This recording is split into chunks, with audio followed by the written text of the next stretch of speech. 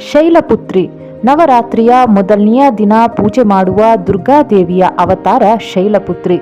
ಈ ದಿನದ ಬಣ್ಣ ಬಿಳಿ.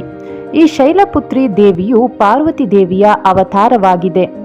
ಶ್ರೀದೇವಿ ಆದಿಶಕ್ತಿಯು ಪರ್ವತರಾಜನ ಮಗಳಾಗಿ ಜನಿಸಿದ್ದರಿಂದ ಶೈಲಪುತ್ರಿ ಎಂಬ ಹೆಸರು ಬಂತು.